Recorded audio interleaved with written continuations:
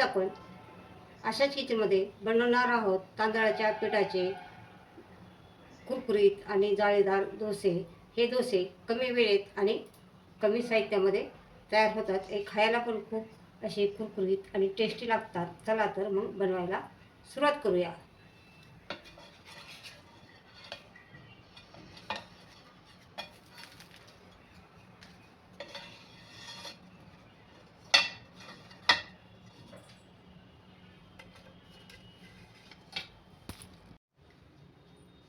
नमस्कार, मी आशाच किचनमध्ये आपल्या सर्वांचं स्वागत आहे। आज आपण 15 ते 20 मिनिटात आपण नाश्त्यासाठी किंवा रात्रीच्या जेवणासाठी रेसिपी तयार करणार आहोत। चला तर मग रेसिपीला सुरुवात करूया। आता आपल्याला याच्यासाठी एक वाटी तांदळाचं पीठ घ्यायचं आहे।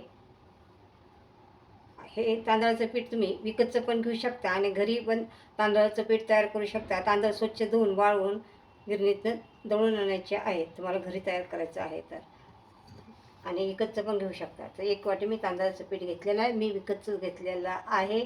आणि त्याच्यानंतर याच्यामध्ये आपल्याला 2 चिमूट हिंग घालायचा आहे।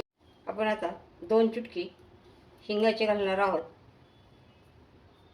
आणि अर्धा चमचा आपल्याला हे मीठ घालायचं आहे।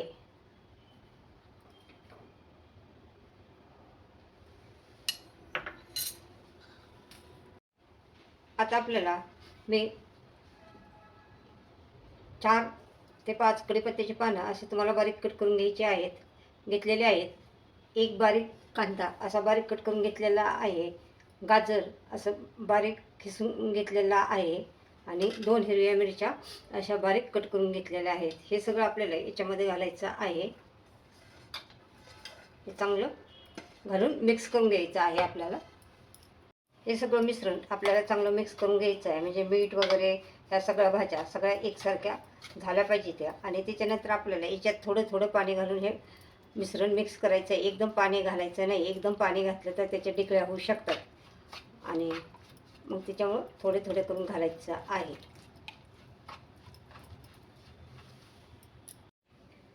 आता बघा, अशा प्रकारे मी मिश्रण बनवून घेतलेलं आहे। हे मिश्रण बघा कसं आहे। आता थोड्या वेळ आपण भिजण्यासाठी हे मिश्रण साईडला ठेवूया। मिश्रण आपल्याला पातळच ठेवायचं आहे। पातळ मिश्रण ठेवलं तर आपले डोसे कुरकुरीत होतात आणि जर घट्ट ठेवलं तर आपल्याला डोसे मऊ पडणार आहेत। आता मी हे साईडला ठेवून भिजण्यासाठी मिश्रण ठेवत आहे। तोपर्यंत आपण चटणीची तयारी करूया। आता ही चटणी माझी फेवरेट चटणी आहे। मला आम्ही इडलीबरोबर पण अशी चटणी बनवतो। खूप छान लागते ही चटणी आणि टेस्टी पण लागते। चला तर मग आपण बनवूया।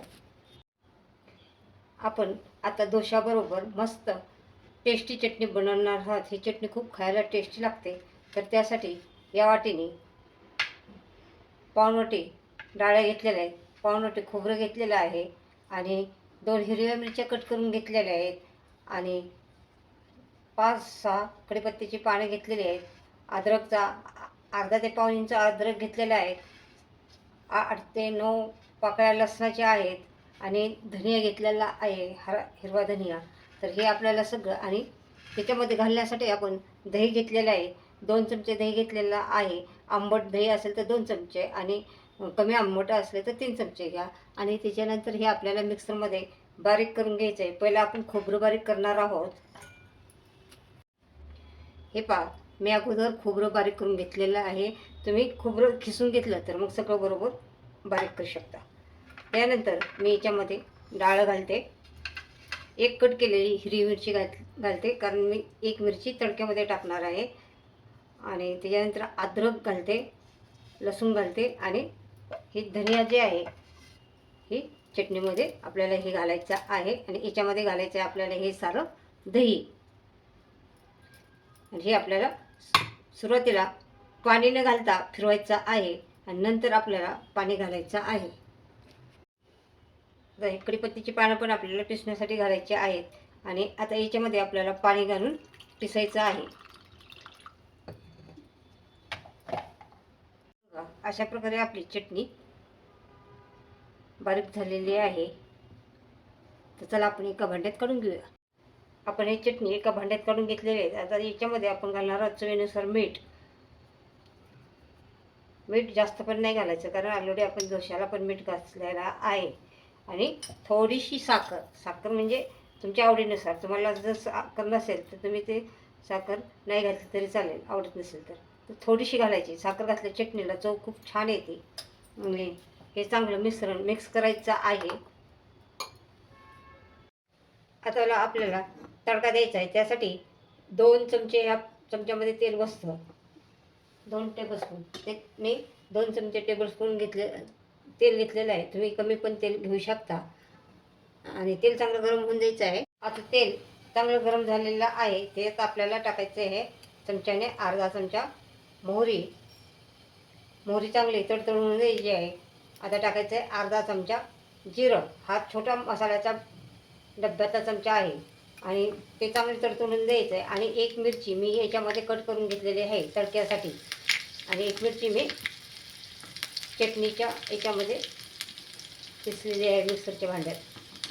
आता बघा, हा तडका चांगला तडतड होऊन द्यायचा आहे. असं चांगला तडका बसला पाहिजे, तेव्हा चटणी खूप खमंग आणि टेस्टी लागते.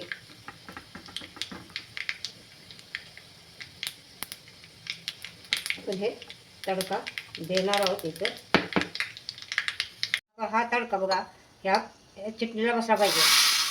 कसा आवाज आला तर मग ह्या तडकामुळे आपली चटणी चवीला खूप टेस्टी लागते. अशा पद्धतीने चटणी तुम्ही एकदा जरी करून बघा, खूप छान चटणी बनते. आणि कोणाकोणाला चटणी आवडली त्याने मला कमेंटमध्ये सांगा. तर आता हे तडका आपल्याला चांगला मिक्स करायचा आहे. आणि तडक्याच्या अगोदर मीठ आणि साखर आपल्याला याच्यामध्ये घालायची आहे. आणि पाणी पण तडक्याच्या अगोदर ओतायचं आहे. तडका दिल्यानंतर पाणी ओतायचं नाही आहे. चटणी पातळ करायची नाही, नाहीतर त्या चटणीची सगळी टेस्ट चालल्या जाते. आणि तडका असा चर दिसणे बसला पाहिजे. तर चला, आपली चटणी डोशाबरोबर खाण्यासाठी रेडी झालेली आहे. आता आपल्याला करायचे आहेत मस्त टेस्टी आणि हेल्दी कुरकुरीत डोसे. आता आपल्याला गॅसवरती तवा ठेवायचा आहे. आणि तवा थोडासा गरम करून घ्यायचा आहे. आणि तेल आपल्याला सगळ्या तव्याला असं एकसारखं पसरून घ्यायचं आहे, जेणेकरून डोसा कुठेही चिकटणार नाही. हा डोसा हेल्दी टेस्टी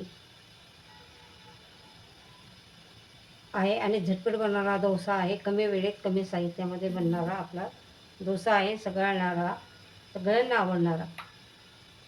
हे बघा, आता सगळीकडे तेल लावून घेतलेलं आहे मी. हे बेटर भिजल्यामुळं हे बघा थोडं घट्ट झालेलं आहे. तर आपल्याला याच्यामध्ये पाणी टाकून घ्यायचं आहे. अंदाजे हे बेटर भिजण्यासाठी 2 ते 2.5 वाट्या पाणी लागतं. हे बघा, असं पातळ करून घ्यायचं आहे. तेव्हा आपला कुरकुरीत डोसा तयार होणार आहे. असं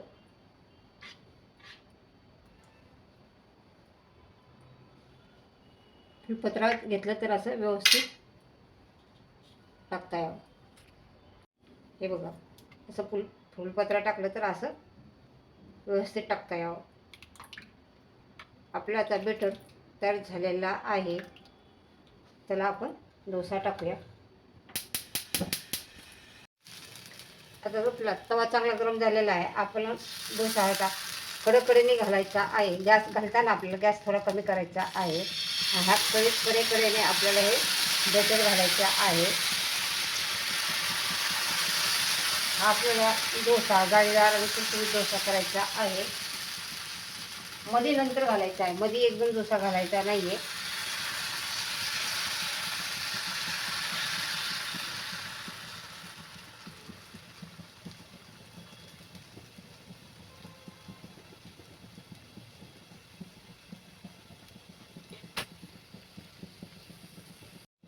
आता आपण हे डोसेवरती आपल्याला तेल घालून घ्यायचं आहे. कडेने सोडून द्यायचं आहे, म्हणजे कडेला डोसा चिकटणार नाही. असं सोडायचं आहे तेल. डोसा चांगला खमंग कुरकुरीत होऊन द्यायचा आहे. हे जाळी, ह्याला डोश्याला जाळी पडली पाहिजे.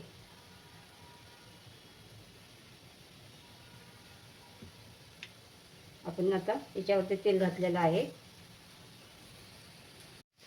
आता आपल्याला डोसाही करताना थोडा असा तवा थोडा थोडा फिरून घ्यायचा आहे, म्हणजे सगळीकडनं डोसा एकसारखा होईल.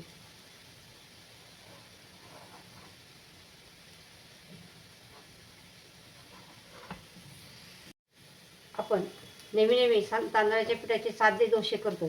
साधे डोसे करण्यापेक्षा अशा प्रकारे डोसे केले तर मुलांसाठी पण हेल्दी आणि पौष्टिक डोसे तयार होतील. आणि वेगवेगळा प्रकार प्रत्येक वेळेस केला तर मुलं पण आवडीने खातील. तर हे आपण बघूया आता हा डोसा आपल्याला पलटी करता येतोय का. त्यांनी डोस्याने कडा सोडलेला आहे, पण सगळीकडे असं आपल्याला फिरून घ्यायचं आहे. वरून खालून असं हळूहळू हे करायचं आहे, कारण आपल्याला दिसून येतं डोश्याने कडा सोडले ते आहे. हे बघा, कुठेही डोसा आपला चिकटलेला नाही. अशा प्रकारे मस्त डोसा आपला तयार झालेला आहे. आता आपण ह्याला पलटणार आहोत. आपण डोसा पलटून घेतलेला आहे. बघा कसा डोस्याला किती छान कलर आलेला आहे. नुसतं तांदळाचा पिठाचा डोसा बघा, आणि क्रंची झाला आहे. खालच्या बाजूने पण असं कुरकुरीत होऊन द्यायचं आहे. ए साईडने पण डोसा बघा किती छान भाजलेला आहे आणि क्रंची झालेला आहे, कुरकुरीत. तर आपण आता हा डोसा काढून घेऊया. हे पहा, आपले मस्त जाळीदार आणि कुरकुरीत डोसा तयार झालेला आहे. दोन्ही बाजूने पण बघा, या बाजूने पण आणि या बाजूने पण किती छान जाळ्या पडलेल्या आहेत. आणि झालाय पण असा क्रंची कुरकुरीत पुढं.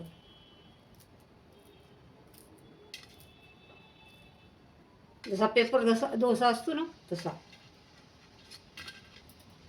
तर चला आपण अजून एक दोन डोसे बनवून घेऊया. तवा आपल्याला चांगला गरम करून घ्यायचा आहे. आणि हा डोसा बनवताना आपल्याला मिडियम ते हाय गॅसवरतीच बनवायचा आहे. तर तवा गरम होते आणि तव्याला सगळीकडे असं तेल लावून घ्यायचं आहे. आणि त्याच्यानंतर तुम्ही तेल लावण्यासाठी तुम्ही कांदा किंवा बटाट्याचा पण वापर करू शकता. आणि हे बटर आपल्याला तव्यामध्ये घालण्यासाठी फुलपात्र किंवा गलासाचा तुम्हाला वापर करायचा आहे. तेव्हा आपला व्यवस्थित डोसा येणार आहे. असं म्हणजे एकसारखं मिश्रण पडतं. परत डोसा सोडताना पण आपल्याला हे मिश्रण प्रत्येक वेळेस हलवून घ्यायचं आहे, जेणेकरून पीठ असं खाली राहिलं नाही पाहिजे. असं चांगलं मिक्स करून घ्यायचं आहे. आणि याच्यामध्ये असं कडाकडेने सोडायचं, सुरुवात करायची, एकदम मध्ये सोडायचं नाही आहे. असं असं सोडताना थोडं गॅस कमी करा, कारण ते अंगावरती उडू शकतं. तर याच्यामुळे असं कडाकड्याने तुम्ही पटपट सोडून द्या. कारण मिश्रण पातळ असेल तरच आपल्या ह्याला जाळी पडणार नाही. मिश्रण घट्ट असेल तर जाळी पडणार नाही. अशाप्रमाणे आपल्याला सोडत जायचं मिश्रण. कशी जाळी दिसते, सगळ्या इथं एकसारखी जाळी पडली आहे बघा.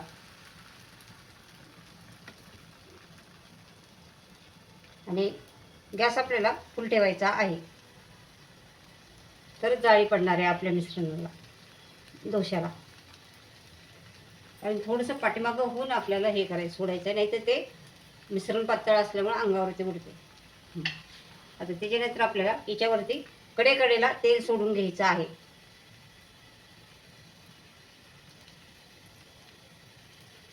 सगळीकडे एकसारखं तेल तुम्ही सोडून घ्या. आणि तवा असा फिरवत फिरवत तुम्हाला हा डोसा होऊन द्यायचा आहे. हे पहा, असं थोडं सगळीकडनं असं फिरवत जायचं. हे पहा, आपल्या डोश्याला किती छान जाळी पडलेली आहे. म्हणून मिश्रण आपल्याला पातळ ठेवायचं आहे. आता आपल्या ह्याला पलटी मारायची आहे. आणि पलटी मारल्यानंतर पण चांगला भाजून घ्यायचा आहे डोसा. आणि खूप असा कुरकुरीत आणि क्रंची डोसा होतो, टेस्टी डोसा होतो. आपल्याला जाळी दिसते, किती छान जाळी पडलेली आहे. त्याच्यामुळे जाळी पडण्यासाठी आपल्याला पीठ पातळच ठेवावं लागते. घट्ट झालं तर मग मऊ डोसे होतील. तुम्हाला मऊ डोसे पाहिजे तर मग पीठ घट्ट करा. आणि असे कुरकुरीत पाहिजे तर अशी जाळी पडली पाहिजे पातळ पिठाला. अशा प्रकारे आपले तांदळाचे पिठाचे कुरकुरीत आणि जाळीदार डोसे तयार झालेले आहेत. आणि अशाच किचनची रेसिपी आवडली तर लाईक करा, शेअर करा, कमेंट करा. पुन्हा भेटणार आहोत नवीन रेसिपी घेऊन. आणि चॅनलवरती नवीन असाल तर चॅनलला सबस्क्राईब करा. पुन्हा भेटणार आहोत. चला बाय.